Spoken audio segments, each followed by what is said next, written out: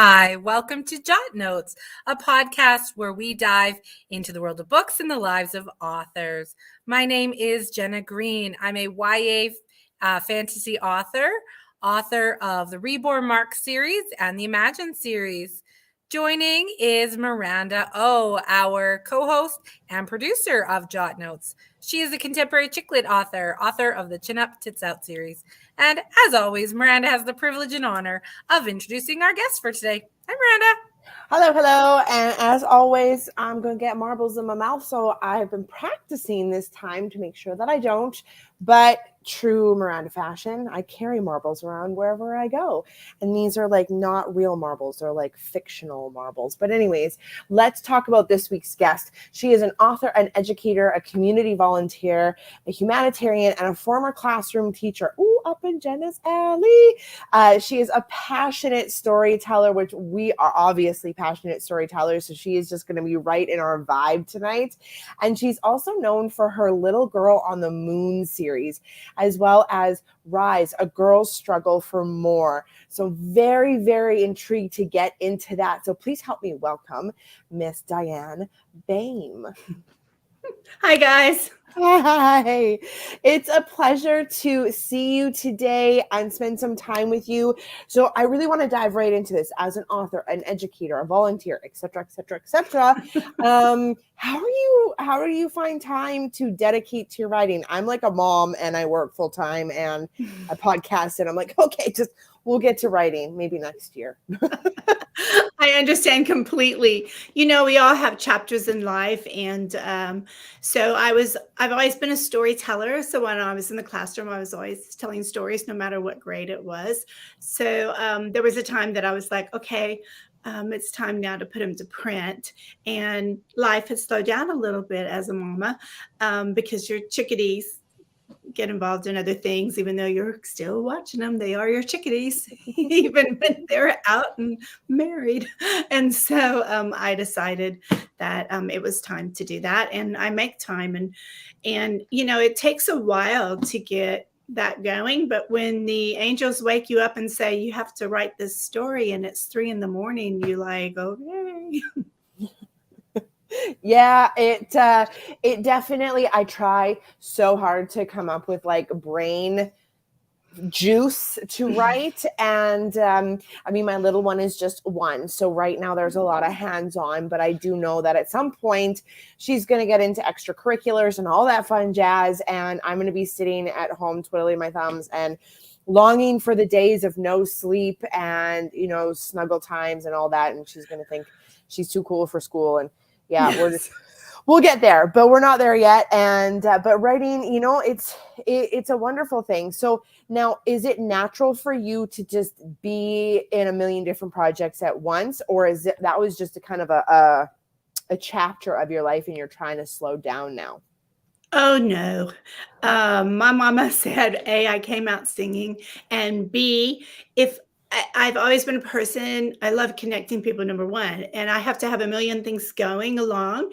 And it was something that my husband even had to get used to because he's very focused on, you know, one thing at a time. So that's why we compliment. But me, I'm like, oh my gosh, I only have 10 things to do. What am I doing wrong? Doesn't anyone love me?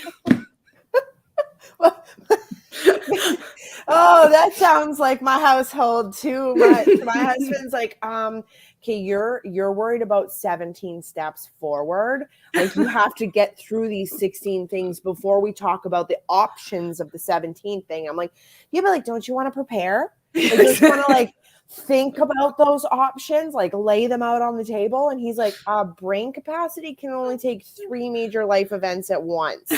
So when one of them is accomplished, we can add another one to the table. So my husband makes me practice saying no. Like, do you want to because it's like, do you want to volunteer for this? Sure. And this? Sure. And this. And we'd sit on the couch and he'd be like, do you want to be on this committee? And I'd be like, okay, say no. I'd be like, no, well, if no one else can. He's like, that's not how you do it. I'd be like, exactly. No, that's a word. I so relate. Right, you just want to be a part of it all and soak up the experience. And I think that might be a storyteller trait. I think you're right. People that have always been storytellers, and when I say storyteller, I don't necessarily mean author, because storyteller could be a million different places. Before I was an author, I would be a storyteller in the office on Monday morning. Like, how was your weekend? Well, yay for the water coolers. Let me tell you about what happened this weekend. Like, grab Perhaps your with tea. a bit of embellishment. Oh, of course. Some switch in the narrative. Absolutely. You gotta add pizzazz somehow. Exactly. Even the truth scope. Yes, exactly. So we talk a lot about influence and inspiration. So are there other authors or perhaps people in your life who have influenced your writing career? Thank you. That's a great question. Actually, my inspiration really comes from life experiences, definitely people in my life, my family, meaning I have 5 brothers. So, like, I wrote a short story for Christmas last year that was published. And it was definitely based on something that happened to my oldest brother, and it stayed with me. So I took that experience and turned it into, added a lot of things to it and turned it into a story. So I absolutely love that, because I love writing about my experiences, especially like the dark, deep ones that nobody wants to admit. I'm like, here are my mistakes for the world to see and judge me on, but it's relatable. Now, I have a question that just kind of bubbled up into my mind because it came across my plate too. So you wrote about something that happened to your brother. Your brother's close to you, part of you. How did that go over in the writing process and the publishing process? For me, I wrote about the struggle that my brother had when he came out as gay. And when I wrote about it, I was very uncertain because he was still going through his journey, and struggled. Hey, that's okay. Like, he's super happy and married and wonderful, and it warms my heart all the time. But at that point, I said, okay, like, here's the chapter that I wrote. So can you read this and let me know what your thoughts are? Like, if you're not okay with this, then I'll come up with a different option or a different angle. But like, for me, I felt that I had to get his permission and his A-OK and review prior to sharing it with the world. So what was that process like for you? Great. And I understand completely. In regards to the Christmas one, so having 5 brothers, 2 are older and 3 are younger, and that particular brother is in heaven. So I had to go to his kids and make sure they knew this experience really happened. But what he did is he saved some puppies. So, but yeah, I know it's a great story and it's the truth. But on Rise, now that was based on my grandma. And so she was from a large family of 9 children. And so some of my mom's aunts would be my great aunts are alive. And one of my, I guess she'd be my second cousin. And so I was like, they were like, oh. But when one of my cousins, my third cousin, when she emailed me and said, my mama read your book and she wants you to know you were spot on, I was like, oh my gosh. Whew, thank you. So, and my one cousin, she was like, I couldn't put the story down but first I had to figure out who was who in real life, because it's historical fiction. But anyway, yeah, they got kind of scared. I hear that a lot, after writing about life experiences, you get a lot of people coming up to you and going like, was that true? And you're like, yeah, it was. And, oh man, like, how did you do it? If I wrote about my story or my family, like, I would be disowned or I would be XYZ. And you're like, maybe just write it, like, put it out there. Like, what better way to like bring some good old family therapy in the mix and talk about some deep rooted problems. But I find it very interesting on how many people have stories about their family and are too, I don't know the word, but afraid, worried about putting it out there. But at the same time, being on the receiving end, reading about those stories and reading about the struggles, the real life struggles about somebody else's family might make you go to bed a little bit safer and sounder at night going, oh, like, oh, my family's crazy. But like, I can either relate or it's not that crazy, so it makes me feel better. I don't feel so alone with it coming to, you know, the crazy dynamics of family, because all families got some crazy dynamics. So reading about crazy family dynamics makes you feel a little bit less crazy at the end of the day. Maybe, I don't know. That's just my opinion. No, I agree with you. And I think it's important, and especially, you know, for your listeners to realize they're storytellers. We're all storytellers. Every moment we say something, but to write and share things. So for my grandma, I decided to write this story because I've lived in lots of different parts of the world. And so I've been in lots of different types of schools where kids don't have the freedom to just think about and dream about what they would like to be when they grow up. Or maybe they do, but different things happen. And so I thought, you know what? I'm going to write my grandma's story and I'm going to have fun with it. And luckily I had, you know, just this mama's in heaven. That's why I use the past tense. Luckily, my mama was a storyteller, and so we have lots and lots of family stories, and grandma was. So she helped me. It was with me for a little bit in telling these, you know, writing them down and chuckling and so forth. And the point being is that our stories, one, if we feel the need to do it, that for me, I think there's someone out there then that is needing to hear it. And that's why you're being inspired to write it. Yeah. And so kudos for you. And yeah, it could be like, but you know what? You took a deep breath. And because of the story you wrote, you probably did a lot of healing for people. And that's what we want to do, you know? Mm-hmm. I cannot agree with you more. You know, you're being called to write a book for a reason, and whether it's only healing for yourself or healing for the readers on the other end, Right. you definitely feel fulfilled after getting that book out there. Right. So I really, I can't agree with you more. Now, you've kind of written a little bit of a lot of different types of books and stories out there. So how do you decide what type of stories you will write? Is it kind of like the flavor of the month, or what's that process like for you? Oh, you're so cute. The flavor of the month. I love that. I do love Baskin and Robbins, 51 flavors. Yum, yum, yum. I was always a Neapolitan girl because I couldn't decide which one I liked the best. So I'm in the strawberry. Yeah.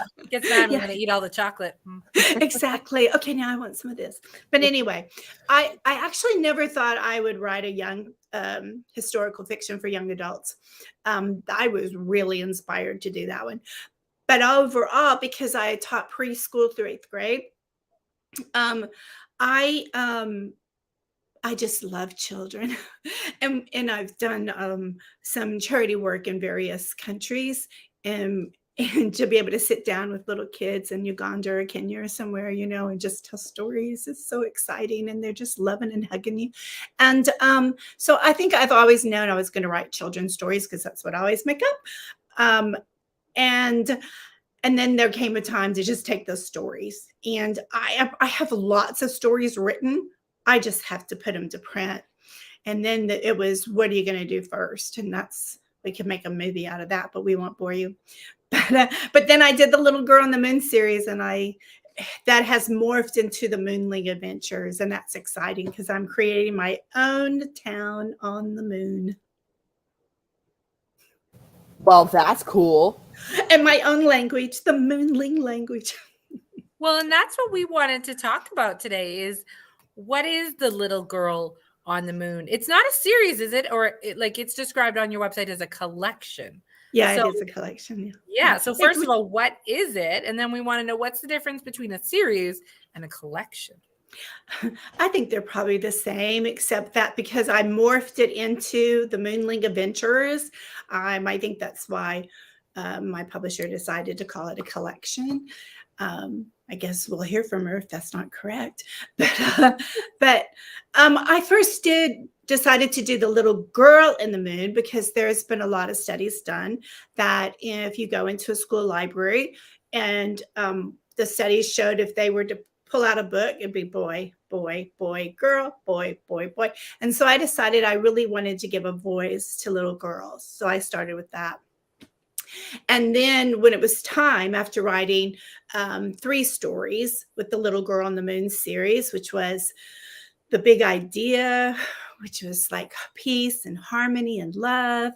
And then Moxie and Tycho Town is where you get to visit a tiny portion of Tycho Town where she lives, but the dog shows you around, and then, which is Moxie. And then it was time to bring in her best friend, which was the little boy in the moon. And I purposely did not give them a name. Maybe I will one day, but I didn't give them a name because I wanted children from around the world to see themselves in the story. And if I said a certain name, they might think, okay, the person might look like them, but they could interject their own name in there. And that makes me happy. Oh, that's interesting. Sometimes I don't give my characters too much of a physical description, like, vague hair color and vague height, because you want sometimes for the reader to envision it how they would, but also to help with that relatability. And that Right. sounds what you're doing. You're like, I don't want to name it the girl Claire or Sarah, because then if your name's not Claire and not Sarah, there's a bit of distance to it. That's a really interesting approach. So what happens in these books? What happens in these stories? Well, and the Little Girl in the Moon, the way I illustrated that, and I'm not an artist, but there's a story why I decided to do that, which was for inspiring people. But the way you meet the little girl on the moon is by the phases of the moon. So I thought, the mama says, well, why do you want earthlings to know that you live on the moon?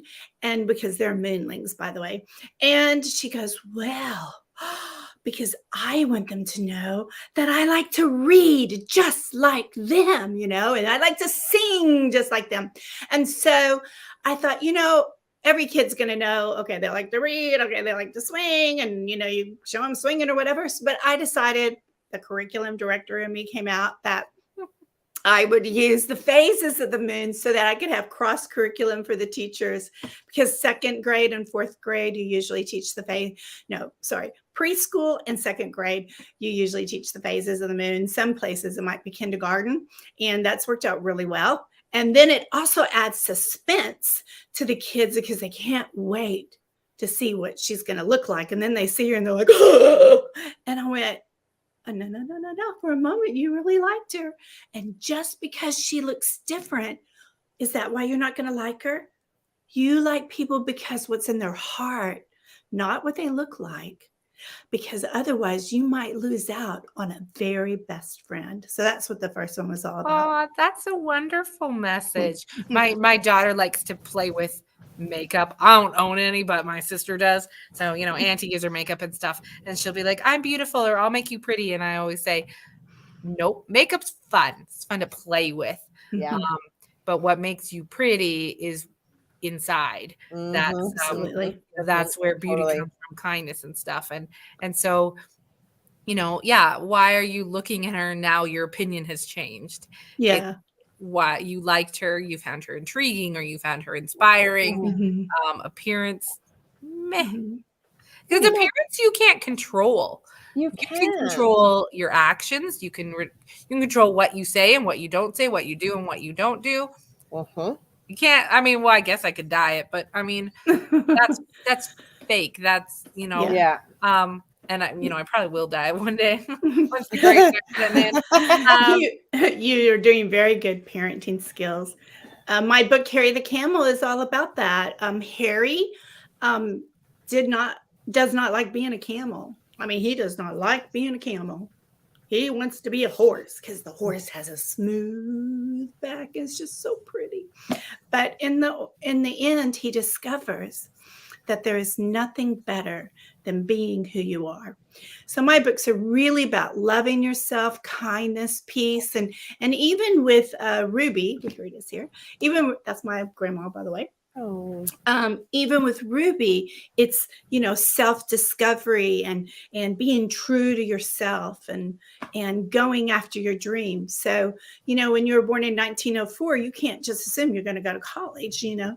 Did you know? And if I talk a lot, so you can tell me to shut up. So, did you know? This is one of the most interesting facts I discovered, and maybe I should have known this, but did you know that you were either an adult or a child? There was the word teenager didn't become an everyday word until the 1950s. Huh. Yeah, and so that's why as soon as, you know, a gentleman changed and went through puberty and a girl went through puberty, that's why there was courting. It was time to get married. And my mama said, great grandpa said, there's only room for one rooster in the house.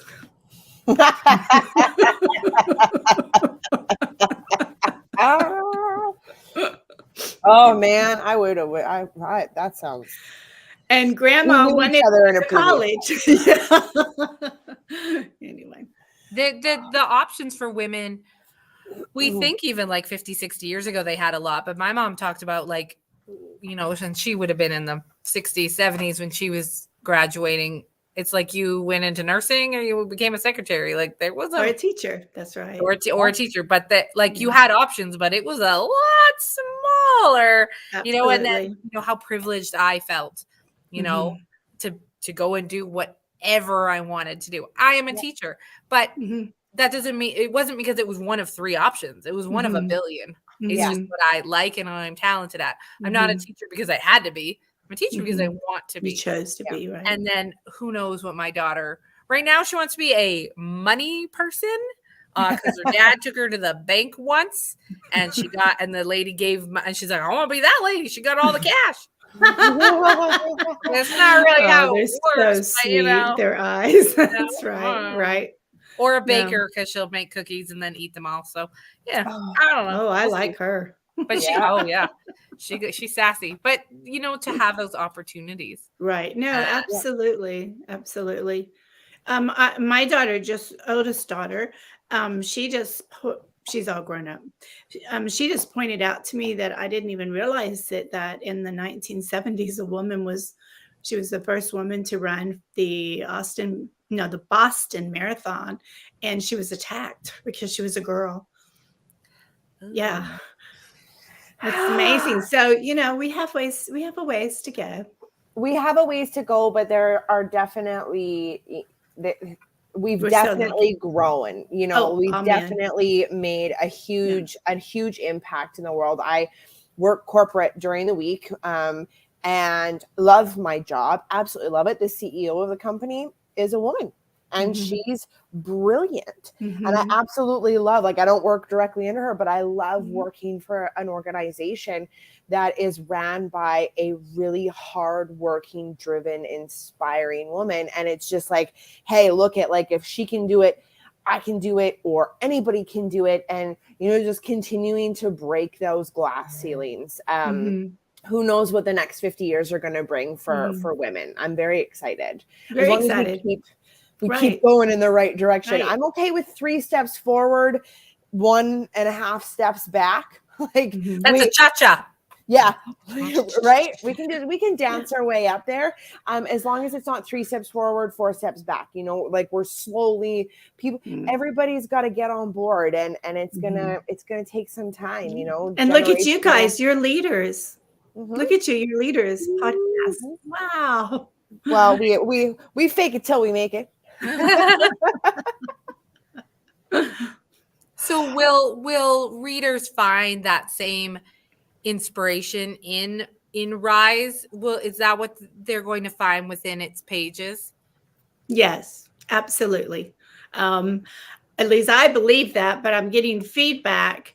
My publisher had always said, you need to have both of them written because I'm like, oh my gosh. And so now I don't have it written and I'm working on it. And because she's getting a lot of positive comments coming back and I'm like, oh, people are reading it. I'm so excited. Right. And so if it inspires people to go after their dreams, which apparently that's what they're doing from different parts of the world, which is exactly what I wanted, then I've done my job. Yep. And my grandma, I went to her resting place and put a lot of flowers and told her all about it and showed her the book. And when I was up in Oklahoma, when we had the book launch, I went to great grandma and showed her, thank you for having grandma. Look what you've done for people. So I love the idea of a legacy. Well, we started talking at the beginning about, storytellers, and not necessarily people had to write them down.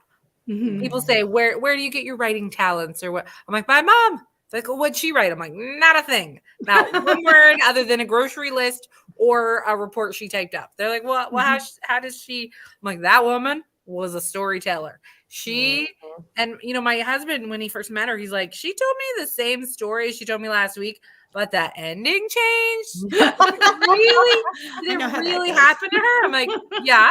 He's like, well, then how did the ending change? I'm like, obviously you did not laugh enough, or you laughed when she was expecting tears. So she's going to tweak it. She's going to change it until, and if you did laugh, okay, now next time. He's like, that's not a thing. I'm like, that is storytelling. That's engaging with your audience. And I think just because I do it in print and she did it to anyone that would listen ever, including, a coat rack, it's just different, not genres, but different mediums to tell a story.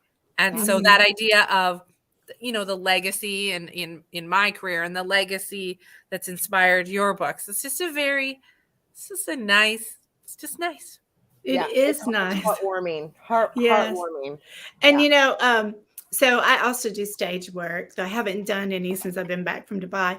But I was musicals, and of course everything's already written for you. But sometimes there's a little improv that sometimes the actors will throw out to each other, and it's really fun because, and it's just like you said, Jenna, you get a feel for an audience, and then you think you need to add a little bit just to get that little bit extra.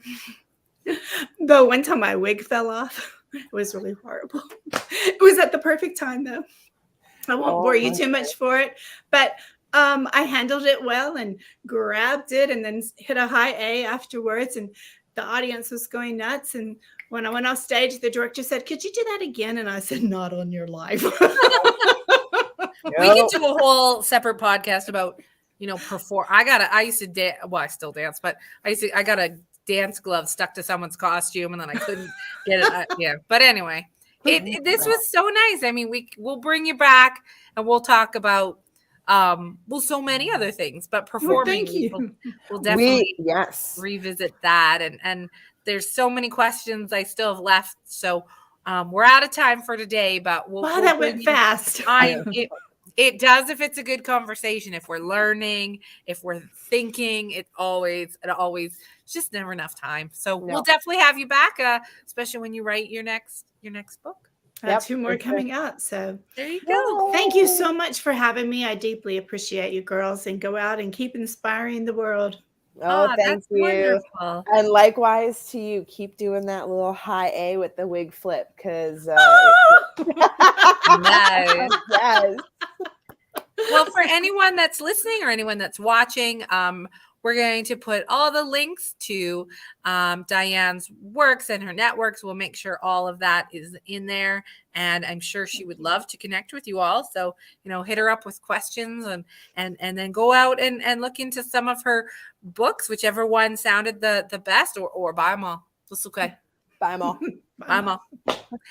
Just before we wrap up, I want to send a big shout out to our show sponsors. So thank you to Creative Edge Publicity, and thank you to the Writers Corner Network. And then, of course, the biggest thank you to all our viewers and all our listeners. Thank you so much. Thanks for being here, Diann. Thanks, Miranda. Great conversation. Thanks, everybody. Bye. Bye-bye. Bye.